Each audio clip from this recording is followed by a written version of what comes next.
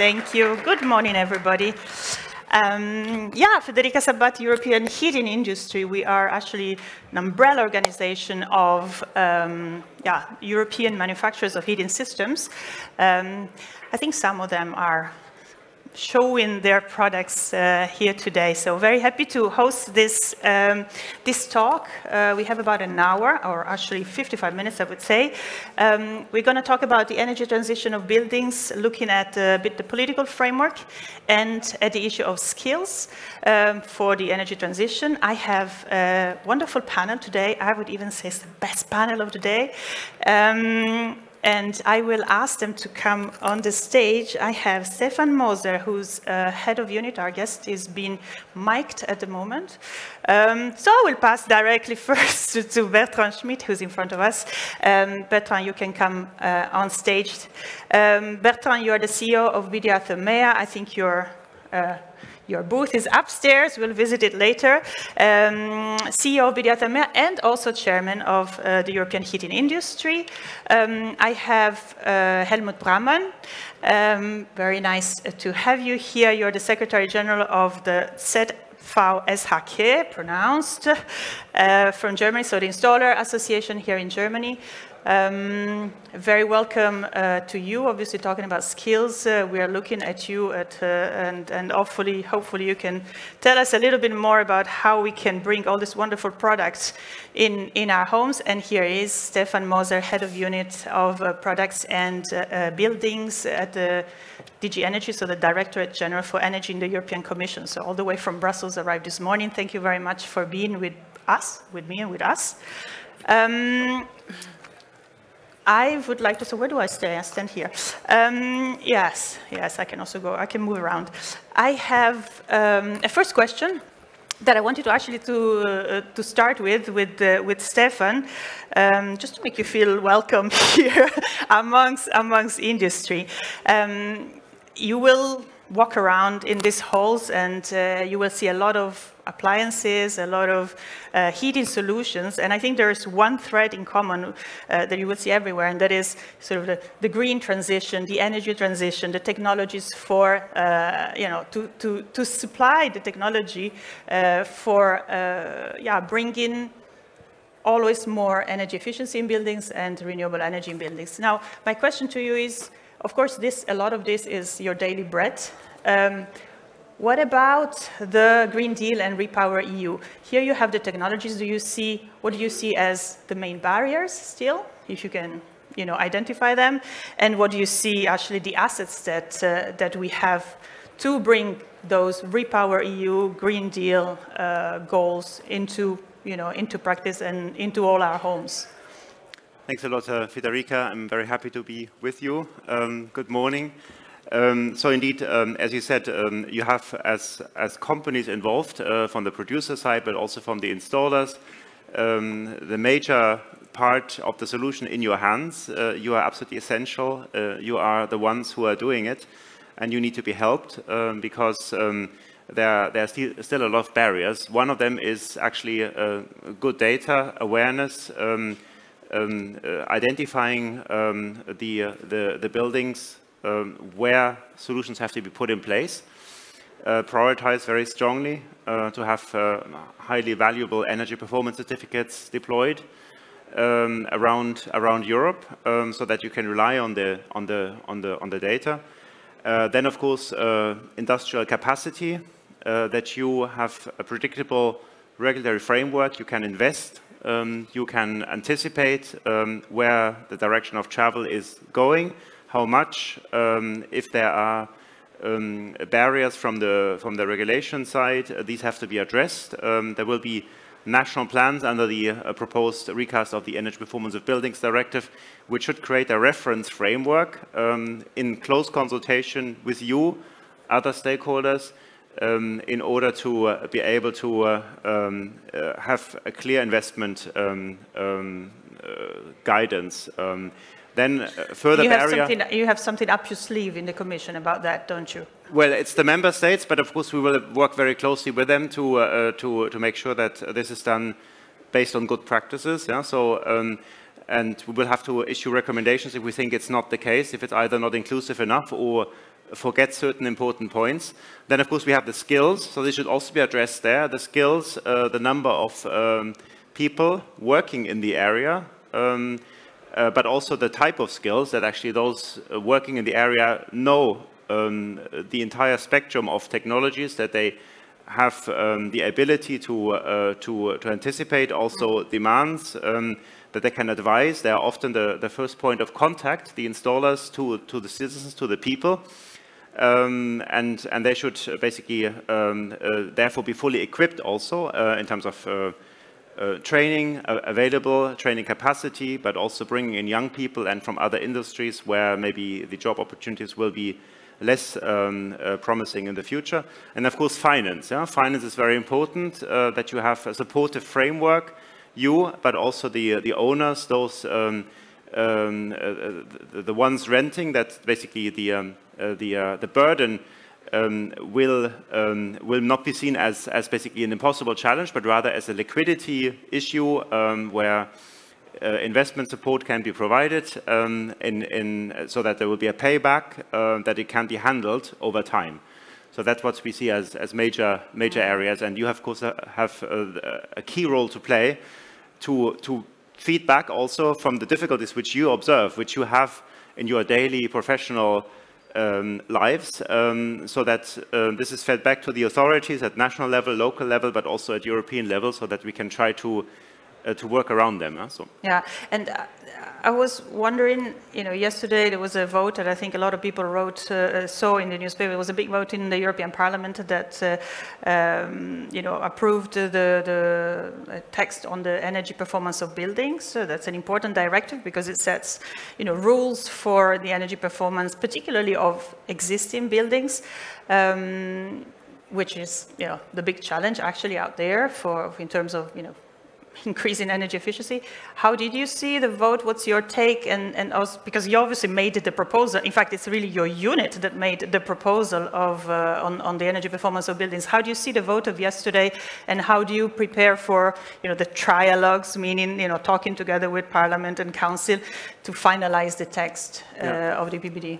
Indeed, the European Parliament made a major step forward yesterday by bringing together different political positions with a clear majority, strengthening further the Commission proposal in various respects, but also, I would say, underlining very much the need for support, the social dimension, focus on vulnerable citizens, worst performing buildings, but also underlining the need to make a fast transition, underlining the ambition level to decarbonize buildings for both climate, energy goals, energy security, very important, but also I would say to improve overall living standards. It should be a broader perspective. I think that was also very much underlined by the European Parliament. Not just energy, climate, but improving the livelihoods, the quality of life, health aspects, safety aspects, to have a comprehensive approach to building stocks and identify basically the investment opportunities, see that rather as an opportunity rather than a burden on society. And I think that was a key message, a very positive message, but also no one should be left alone, no one should be left behind in terms of providing support and organizing support at European level, but also together with the national levels, private financing to come in, because otherwise it will simply not be possible to make this massive transformation across society in the next few decades, because by 2050 we have to decarbonize the entire building stock, and even more quickly, I would say, get out of the over-dependence on fossil fuels to the extent that this would present both a challenge in terms of energy security, but also costs involved with high energy prices. For sure. For sure. Bertrand, EPBD, so the energy performance of building stocks, also about technologies, heating technologies, obviously, because heating is such a large part, about 80% of the energy consumption in a building, and you are representing one of the leading manufacturers of heating system. What are, in your views, the technologies, looking ahead, that will deliver those targets that we have for buildings, existing buildings particularly?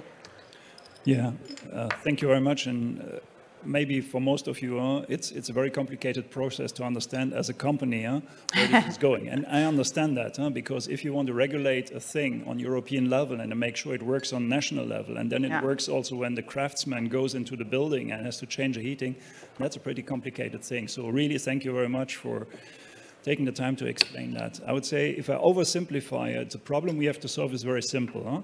In Europe, there are approximately 100 million heat generators that are heating homes or producing hot water. 100 million heat generators. That's a problem we have to solve. And today, there are not many of them that are very environment friendly, because they produce approximately 30 to 40%, depends on who you trust, of the carbon emissions of modern economy in Europe, which is a big problem. So that's the problem we have to solve. We really have to make sure how we make out this 30, 40% zero in 2050. And I think that's it. So now comes the point, what can we do as a company or as a branch organization? We say, well, we can say we change everything into heat pumps. I say, yeah, that's a good idea. And I would say today for a new building or a building not older than 20 years, that's just a no-brainer. That's what you do. That's what you need to do. If you know that in the market of heat generators today, the new build market is approximately 10, maximum 15% of the total market. If you don't look at the renovation or the replacement and also the quick replacement of a thing that breaks down, you're jumping much too short. So we have to think, what do we do with that? And we think, as a company and also as a branch organization, we say, yes, the heat pump is a no-brainer, you have to do that. But you have to do more things. And we call that in BDR, we call that the 4H approach. We say, okay, it's the heat pumps, it's the hybrids, it's the heat networks, and it's hydrogen and green gases. So that's the 4 things we have to do. Now you're going to say, well, hydrogen, that's a very long shot. I would say, I agree on that. Because until we have enough green hydrogen ready to use it for heating, that can take some time. The only question that we have when we look also at people who are making legislation is to say, well, if you start now building back the gas networks because they say it's a bad thing because it transports fossil heat generating energy, then in 10 years you might have a problem, because what you're using then is, if network is gone, you have a problem. And I like to take one example. We say if 20 years ago in Germany the decision was made to build on Russian gas because it was cheap, it looked like a great idea. So it was a strong dependency. And today we see where it brings if you play only one card. If you play only one card, you might regret it one day. And today I had a press conference in our booth, and a journalist asked me, what's the problem you see on heat pumps? I said, well, I don't see any problem on heat pumps, but I'm pretty sure 20 years ago, nobody saw a problem on the Russian gas coming into Europe. So I would say, I don't know. For me, it's a question, how intelligent do we want to be when we play the different things? Do we want to play everything on one card? Or do we say, well, we have different technologies, and they all make a lot of sense in different areas? That's what we believe. So take a more faceted approach and make sure you use your brain and just only run for one solution. That's what we refer to. Yeah, so let's have open, keep the doors open, because we cannot, invent, or we cannot tell what is going to happen in 10, 20 years. Indeed, nobody thought that we would have war in Europe again after so many years of peace. So indeed, that's an interesting approach. Helmut, you represent a lot of the people that are here today in the fair, so the installers of the technologies that companies such as BDR is installing. And these are very much, some call them the heroes of the energy transition, some call them, the big enablers. They certainly have a huge role to play, because we cannot do anything if we have wonderful heating systems, but nobody puts them into people's houses. So how do you see the major challenges, but also the opportunities that this energy transition is bringing to buildings with new technologies and new standards? Is this also new jobs, perhaps, that this is bringing? What's your views? Perhaps at first. I think the heat pump is not a rocket science. It exists for years, and it's a good idea. And I have the same opinion as you have.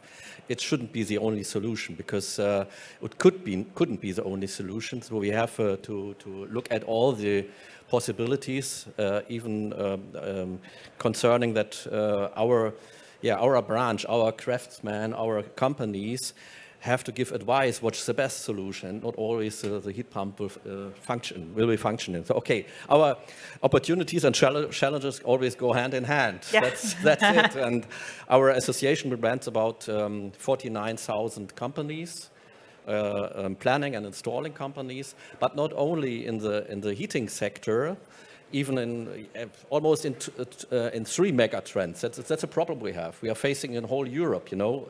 If you look at the capacities and the resources we have, even to install, they implement a solution for so-called political and social demands in the heating sector, energy transition, but even they serve the needs of a society getting older. That means, especially in bathrooms, to stay at home if you get older and have helpful hands in your bathroom. The bathroom has to be installed like you could do that. And even indoor climate, we're coming out from COVID. So indoor climate is a huge sector and even a need to get better in that field. So it means 3 big trends we have to follow, and one of this is the heating sector, the most spoken actually in these days here, even in this trade fair. And in Germany, I can say we have about 4.2%, 4.5%, almost 5% in the renovation stock of German buildings each year. It's much more than we have in the whole building sector. I'm addressing only the heating area, and we have a problem to keep this level, because heat pump costs much more time to install. You need more capacities, and you need more skills. That means not only our branch is asked, even somebody who installs part of the heat pump outside, perhaps, or digs to get to the solar pump. And such things need more time than only installing a gas solution or oil solution. That means we need more people in that field. Yes, that's true.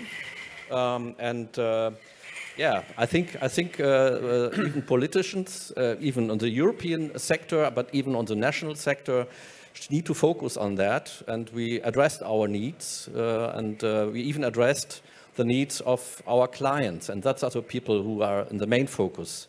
They need to be motivated to do those things. That means me, you, and all of the people here that need to change the systems. There are many companies in this field who are installing, but they need to get contracts to do so. And there must be somebody who spends the money, and that means we have a social dimension on this, and that's I'm curious and interested to discuss with and even discuss with you.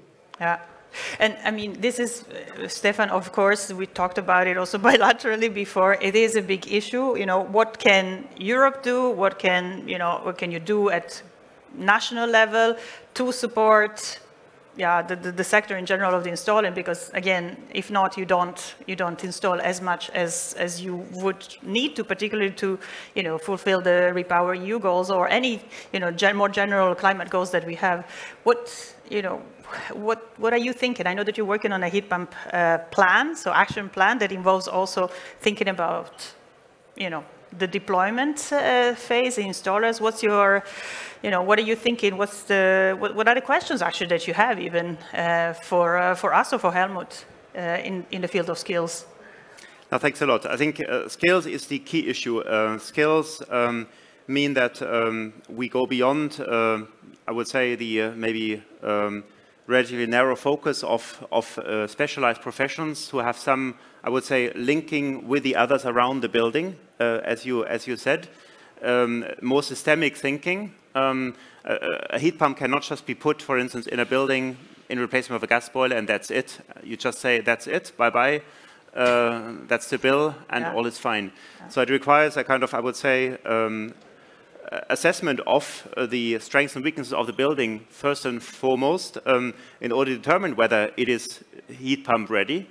whether it's reasonable to have a heat pump or another solution. I do agree that for energy security reasons alone, there should always be diversification, but diversification built on intelligence and an intelligent analysis of what makes most sense for a particular building, what is the most reasonable economic solution, also technical solution for a building. And the skills will have to be expanded enormously of people, of skilled workers around the building, that they can make the dots, link the dots there. Basically, they say, this is for me, but I have several other colleagues, maybe in different SMEs or other companies, who need to have a look at that as well. And then we propose to you something. And that can, of course, be very much facilitated by one-stop shops, by advisors, by energy advisors also who have this collective view. So one-stop shop is one of the things that we say in Brussels. I don't know if it's clear for everybody, but it means basically that you can, as a consumer, can go to a shop or an energy advisor or so, and they can advise you on, the renovation that you need to do, the type of technology that you install. Yeah, that is for the owners, for instance, for those managing the building or having to deal with the building. But even I think for professionals, it could be used as a center of advice, how to link up across the various companies specializing on certain parts of the building, be it the insulation, be it the windows, the roof, heating system, and then identify also what are the most important solutions, what are the options, and advise really the owners for taking a decision. I think that is one of the key things which need to be improved. Expanding the knowledge by making the cross links. And I think that would have to be part of the curricula for installers, but also other professionals around the building. And I think in this year of skills, it's called the European Year of Skills, we need to significantly expand the awareness and the networking across the various industries. Expanding skills is also an investment. It costs money. It costs time and money to do that. There needs to be, I would say, a clear definition also of the content. What should be actually the standard knowledge of people involved in the building sector. That will then also touch upon the producers to make their products as easily, I would say, understandable, compatible, kind of sets of elements which can be put together, and that basically the time for firstly learning about them, understanding them is reduced, but also the time for installing, so that you can become more efficient, that this is actually modular solutions, for instance, that you can address that. And I think that will be very important to increase the efficiency of the renovation time needed to reduce that. Otherwise, we will not be able to handle so many buildings. But in any case, no one-size-fits-all solution. I fully agree there. And that requires, I would even say, additional skills, because it's not just a routine thing in many cases. There are types of buildings, individual buildings, which can more or less follow a template because you have already made experience as an installer or another building professional. But I would say openness to seeing where you can advise, or maybe someone else should have a look first, instead of just uniformly applying the solution which traditionally has been always applied. I think that requires an enormous expansion of skills and also a willingness and readiness to do that for the people around the building. Yeah, and when you said cost, I saw Helmut going, hop.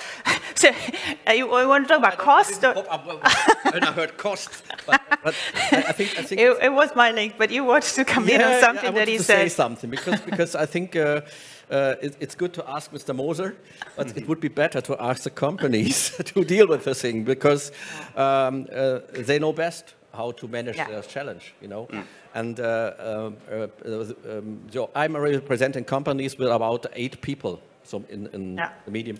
So that means about, I said, 48,000 companies. That means we are in this branch, the biggest association in Europe, but the companies have are only really small.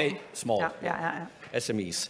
So that means they maybe think simple. They have to convince their clients. That means what we need at first, even to get more skilled people in this branch, is a story. We need a story. And that means a story to convince the clients to say, hey, the heat pump is a good idea because electricity, renewable electricity, will be huge in the rising in the next years. And I think this, we start with the wrong thing. The energy is the thing to manage the heating system. It means, what about the hydrogen story? What about the renewable electricity story? I just searched here because they have a very intelligent app. You can see the different European countries, how far they are in the sector of renewable electricity. And if somebody, and it's really simple, yeah? A company comes to its client, hey, so we have a solution, this. But, and you see how it's developing here, you can install it, you will be sure. To be sure is the most important thing for the because it's a system, it runs for 30 years. Yeah. You don't want to install it in the next 5 years again in another way, you know. Yeah. Keep it simple, and if you have a good story, and I think it's the best thing to have. I'm going to ask Bertrand in a second. We will get the use into the branch. That's it. Yeah. So Bertrand, what's the story? Your story to your customers? Okay. First of all, we developed that, and that's also why we appreciate things like such a fair. Yeah. Why do you meet people? Is to be smarter when you get away from the meeting. So you come in with an idea and say, okay, what we are doing here and what we are doing every day when we meet our customers. And here I speak about installers. We're trying to find out what's the problem they have to tackle. And then we develop products that fit it. And we see that there's a lot of practical things between the high-level strategy that we have to go to. We have to decarbonize the countries and everything. We have to have people who make these things happen. So we listen to them. And when we say, okay, I see certain companies saying, well, we just go for heat pumps. I say, yeah, okay, you might decide that for you. But when we listen to our customers, we see that they are fighting certain problems. For example, if you take the German market, we have still a certain of uncertainty when the 65% rule will come in, but it will come. Let's assume this happens. Then you have very practical problems. In a new build, again, no problem. In a building not too old, no problem. But in certain areas, you have a problem. The thing breaks down. 20%, I heard, I'm not sure, that's what some customers tell me, 20% of the replacement of a product of the market is happening because the thing breaks down. So you don't have the time to make a big planning, whatever. So you need to have a solution. So what we did, we said, okay, you know what? There will also probably be an intermediate thing that you can take 2 to 3 years until you install your 65% solution. But what you can do is you replace an old standard efficiency boiler by a high efficiency boiler, and you put a hybrid unit on the back. You don't even have to connect the heat pump. So when you do that, it sounds very down to earth, but that's what 20% of the market is all about. And if the installer doesn't know what to offer to his customer, well, he's in trouble because he's the person who is supposed to solve the problem. So we are listening to our customers and we are building these stories segment by segment. Because again, I don't think there's any solution that fits all the problems. It's about you have to find out. And what works in Germany doesn't necessarily work in the Netherlands or in Italy or in France. We really have to be there and to understand what's happening on the ground, and then we can develop the right things. So that flexibility we want to keep. And I think if we keep that proximity to the customers and we develop the solutions that they need to do this replacement, which is not a green field, it's a brown field. And a brown field, you work differently, then we can be successful with the energy transition. I mean, I have to... What's their story, obviously, to sell the energy transition? Because here, obviously, we have technologies, we have people, okay, we're still work in progress, but it is true that sometimes when we sit in Brussels, we're like, you know, up there in our little, you know, paradise island, and then I talk to my aunt at home, and she goes like, hit what? So how can we work together on this? So what's your story now, and how can we work together, you know, to arrive at all those levels that we need to arrive, which means the last home of my aunt, for example? I think the story is of course from two perspectives. One is a society and the broader objectives like decarbonization and energy security. I would even say affordability for society, competitiveness for industry, and for people, of course, that they can survive. SMEs, they need affordable energy. And there the question is, what is the lowest cost long-term solution that actually works for everyone? And that, I think, is then making the link to individual companies, citizens, simply people living in the building. They need a service. This is heating or cooling. And there, the question is often, what is the most effective one, which is reliable, which works for me? And then also, what does it cost, upfront investment and running costs over the next 15 years, 20 years, the lifetime of the installation. And there they need advice. And the running costs, for instance, the investment challenge for individual people can be managed by policies, subsidies, tax breaks, all these things. So they have to be designed intelligently by governments, by the European level, regulatory incentives. But in the end, I think for the citizens, for companies in relation to their commercial buildings, even for local public authorities, the main question is, what is the service? Is it effective? Is it reliable? How much does it cost? They cannot get so much into the question of decarbonization and energy security. That goes beyond their understanding. And that, I think, is where we need this well-targeted and high-quality advice coming from energy advisors. We call it sometimes one-stop shops, which see the whole picture, which can actually go to the people in relation to their specific building or type of building, ideally in a neighborhood, similar buildings put together so that you can have higher aggregation of solutions. And that should include then, of course, energy efficiency and renewable energy. Not to basically just say heat pumps, that's it. We all deploy heat pumps wherever, at whatever cost. But rather see what are the possible solutions. Is there geothermal? Is there access to biogas, for instance, in a particular area? Is there a particular possibility to generate renewable energy, wind or solar in that district, and then ideally connect several buildings together and bring also the people together, have a collective decision-making process with them. And I think that's very important to include the people living inside the buildings, but also the owners, of course, up front in terms of defining the objectives. So because often it should not just be energy and climate or even the heating system as such, but more broadly, how do we bring forward the neighborhood? What else do we want to achieve? And then have a sequence of well-fitting steps, one after the other, over a certain period of time, which can be managed financially, but also technically. And that would then be, I would say, seen as a success, as a common enterprise by people developing the willingness and the ownership to go for it, because it costs a lot of money, it's a lot of effort, it is also inconvenient to go for renovation. So it creates noise and dirt and time lost and comfort reduced for a certain time. So there needs to be a clear understanding and also acceptance that there will be benefits overall from that. And for that, people need advice, they need certainty, high quality on which they can rely, and not just being told something as a quick shot or a one-size-fits-all, like be it heat pumps or anything else. And then people are not convinced and they would block it. They would need to see the overall benefits.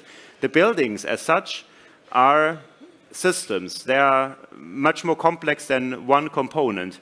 And that, I think, requires this kind of cross-cutting systemic approach involving the people in the discussions right from the start in terms of setting objectives. Can I just see if there's anybody that wants to put a question? We can. We have 20 minutes. If you want to put a question, just wave at me, and then I will pass on a microphone we have. If there is no one at the moment and you want to think about it, you can. And in the meantime, I wanted to ask Helmut or Bertrand together. We talk about the skills of installers, but we also, in the year of skills, want to attract more people, not just reskill those that are already in the job, but also attract new people, because the size of the, the opportunity actually is quite big. How do we make this sector really the cool, attractive sector, sort of the Tesla. I don't know if Tesla is attractive still. I don't remember. I don't know. Maybe that changes. Maybe it changes. Not cars. So like whatever the cool company of today for young people, because we need to attract those. And talking about the story for young people, we've seen them marching in the streets, Fridays for Future, and so on. So particularly compelling story there is, you can be an agent of the energy transition or, the environment. How do we actually attract that? Because I'm not sure whether this has happened, but I'm not sure, but maybe it is happening. So actually, I can only answer for Germany and for our association, but I think even for the branch, because we have a very big campaign running. It means time to start, Zeit zu starten. Yeah. And if you are interested, you find our booth over there. It's not far away. It's 20 meters. And we even show you what we do. And I think coming out from the COVID pandemic, we could get to the people, to the Germans, a completely new image for our branch. That means we get people. The branch is rising. Even we get more installers, more young people against the demographic factor in Germany. That means other branches get less. That's even a problem. But we get more. But it seems not to be enough. Because we have goals in Germany, and that's even the problem we have. I want to address later on again, because we try to find only a national solution, actually, for at least European problem, at least, not only, but if you want to get more capacity of renewables, we have to solve it in the whole Europe, because solar power, I just had a look on the app. Solar power in Spain is very much, actually, 1/3 of the energy, actually, and they don't have much panels, and we are doing everything, every roof is paneled here, even if it's north roof, but we get not enough, not as much as they have, could get, and we don't use that. We don't talk in Europe, I don't know, but in Germany we don't talk about that, to get power supply over Europe, and we got a power supply from Russia. We didn't have the gas too. That means this could be a new market, and we try to solve it only in Germany. But okay, this was not your question. My answer I gave you. It's a very good campaign. You have a website for the image changed completely, and we get new young people, but it's not enough. That means even in the German government and in the branch, it's discussed to get people from other countries. That means other countries would have less. Oh. Maybe a word on the story, and also an experience we have as a company. On the story, I think it's very easy. I think we are making sure that people remain heated and have warm water, and at the same time we're decreasing this carbon footprint, which is definitely something we have to do. And that's the story, period. And we are investing a lot of money to make that happen. And when I meet, because every year we have a bunch of what we call graduates, like trainees, young engineers coming in from different countries, different genders, really a very diverse pack. And every time I ask them, okay, why do you join a company like BDR Thermea? And they say, well, I'm pretty much, I want to work on the energy transition. I think that's a good thing I want to do. So they see a purpose in what they are doing. And I think that's what you have to build. And as long as we are talking about what we are doing here, that we are making sure that we do not have to lose comfort, and at the same time we can do something for the environment, I think people are ready to go for it. People are looking for purpose. They're looking for money. But the purpose is much more important to them, and they will come. We just have to explain it more often than maybe we do. Just one remark to Mr. Schmidt, because I don't know if you know that you are strongly supporting our campaign, so he's part of it. Can I just go back 1 second to the technologies, because obviously this is what, you know, part of it is the installers here, but a lot of it is about the technologies. And we talked about heat pumps, but of course there's many types of heat pumps. And you talked a little bit about hybrids. Can you just say what's the innovation that we are doing on heat pumps and the different types of heat pumps as we have as a company, if you want, or as also in general as sector? I think that's interesting to see what the innovation in heat pumps is, because there's a lot of it, I think, here. How much time have you got? Huh? Well, I think it's 10 minutes. 10 minutes, okay, good. That's a target. No, but look, I think we are having a phenomenon that's very interesting, because we think that heat pumps are made somewhere else. But if you look at the size of the European hydronic heat pump market, it's going to be the biggest in the world. And that's also why everybody's coming here, because they're, well, if you have a technology that's hydronic heat pump, then I'm going to try to sell it in Europe, which is, just to give you numbers, if you want to reach the what do you say, Repower Europe, the heat pump market in Europe has to grow at least to approximately 4 million per year. Today, the heat pump market, and then you have different numbers, but let's talk only about hydronic heat pumps, is already 2 million a year. As far as I know, even the Chinese market, which is a big market, on hydronic heat pumps is smaller. So I mean, the capability that we have here in Europe to develop very attractive offers that are very adapted to what we need here is very big, because the big numbers will be here. And if you have a big number on the volumes, you can also develop things. So we had in the past, we said we have the split, we have the monoblock, we have the ground source, we have the air source, and whatever. These are all different possibilities to do. What we're using now is to work on the refrigerants, because we know that, and we are working also on European level to get the refrigerants that are not exactly healthy for the environment, because if the wonderful refrigerants we are using today, if they have a too high global warming potential, if they go into the atmosphere, they produce CO2, which exactly we want to avoid.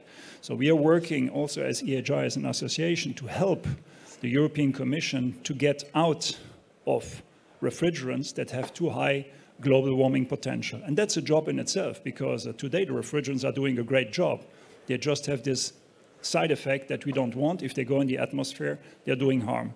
The same story is around PFAS. There are certain refrigerants that are using PFAS. People tell you they're not going in the atmosphere. Well, actually, you never have a 100% rule. So on the refrigerant side, there will be more innovation. And here also on the regulation side, we need pressure, because we have to make sure that everybody wants to do that. And we're going to encourage that. So refrigerants are very important, because that's what defines also the efficiency of the heat pump. And then again, the heat pump alone is one thing. Then you have to make able to connect with something. I repeat it again, hybrid is a great solution, because it will help us to go faster on the energy transition. So there's a bunch of ideas, a bunch of things. You have to connect it. You use it also to, when you have more electricity, then you have a water tank somewhere. You can do lots of energy storage here. So I would say we could spend the whole day on it. But innovation will be there, because the volume will be in the European market. So expect in 2 years, the next ISH, there will be a lot of new things coming in. Yeah, that sounds very exciting. That's a good point, I think the European content in this industry. And of course, the Commission is working on, maybe it's coming out today, I don't even know, tomorrow, voilà. Net Zero Industry Act, I think it's called. Can you tell us a little bit can you already tell us a little bit what's in it, or how that, impacts and why you're doing it? Because I think it's quite interesting for manufacturers here. The Net Zero Industry Act, together with the Green Deal Industrial Plan, is basically an effort by the European Union to make sure that we further strengthen the competitiveness of the industry, that we have, I would say, strategic resilience also, that we don't depend only on imports, and that we actually allow our own companies to expand in strategic technologies. And heat pumps are one of them, not the only ones, but it's basically all the technologies needed, or a large part of the technologies needed for the clean energy transition. And that is primarily, I would say, an effort for the supply side, for production. The heat pump action plan, which you mentioned, will be an additional effort to deploy, to make sure that heat pumps and, I would say, the more systemic, broader improvements across the building sector will be implemented. That will be deployment. So they work hand in hand, so supply and demand, basically. and making sure this will happen, actually. So that's why it's complementary. But indeed, it will, the Net Zero Industry Act will come out tomorrow, according to the plans which I've heard.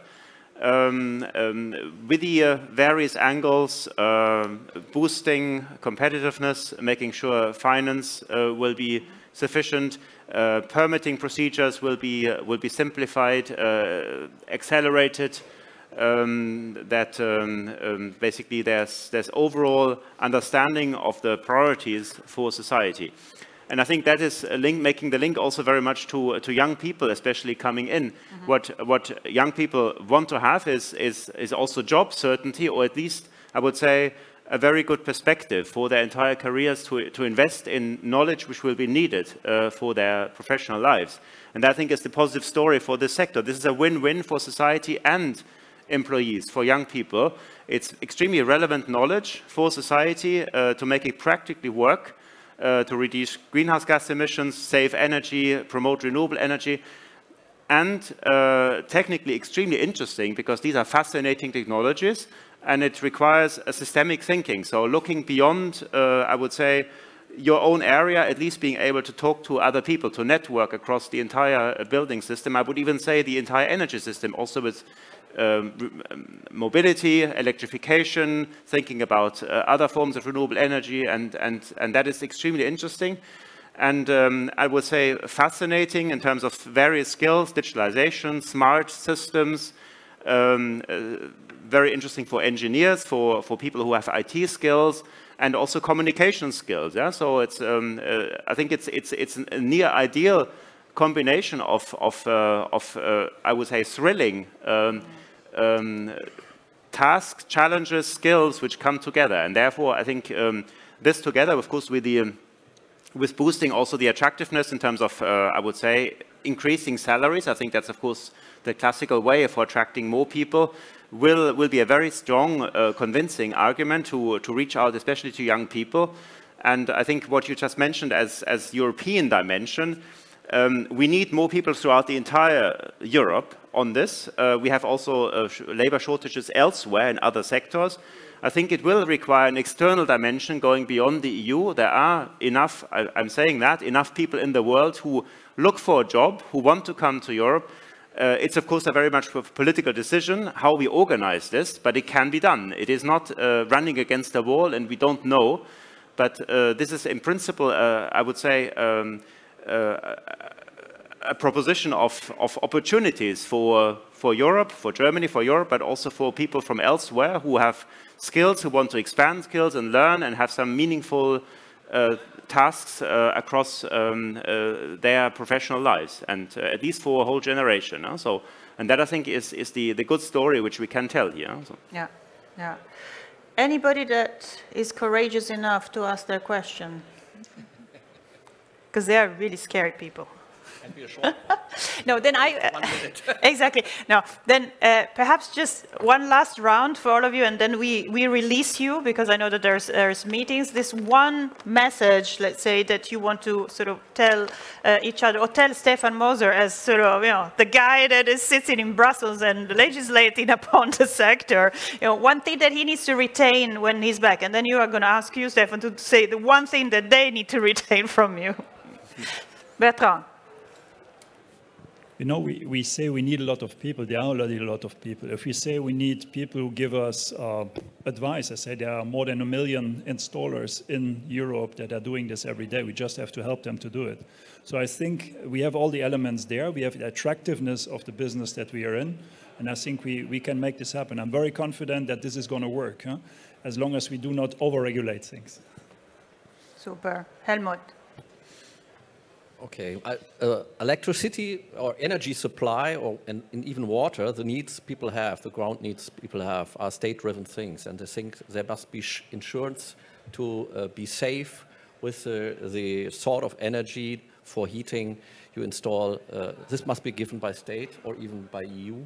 This would be my implementation. And then, on the other hand, less bureaucracy, more hands for installing. That would be even good. Super, that's always a winner. Less bureaucracy is always a winner. Stefan. I fully agree with that. I think we need this efficient reference framework where we try to simplify, speed up as much as we can, and identify the barriers which still exist and try to overcome them. Finance, skills, regulatory incentives, or even obligations in some ways.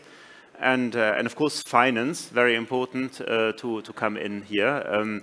That, I think, requires this kind of broader look across legislation towards financial instruments, partnerships with industry, with installers, of course, and also, I would say, educational institutions, to make sure that this is fully on the agenda. And I would say also this kind of broader look across society, how to develop cities, how do we want to live, to take people right from the very start into the debate, so that there's a clear understanding on the objectives of the development of a district, of a neighborhood, and that there's a full awareness of the options to find the best possible solution for that effective, low cost. Of course, affordability will always be at the forefront for many people. We need to keep it socially acceptable and feasible overall for society, for vulnerable people. It would otherwise run against the wall of people not being able to pay the bill, or simply being overwhelmed by the investment challenges that we need to identify right from the start. And I think it requires this kind of inclusive approach in discussing and not just dictating something from top down, either from Brussels or from the national capitals, and then everyone has to execute. This will not work here. Yeah, and I think a lot of people here in this area will support that. Thank you very much. Up. Did anybody record this? Because this was really important. We are all witness to this. Thank you very much, Helmut, Stefan, Bertrand, for your time. Thank you for being here and listening. I think there's a second panel or a third panel of the morning right after that focuses also on European issues. So stay tuned. Thank you so much and have a nice ISH prayer.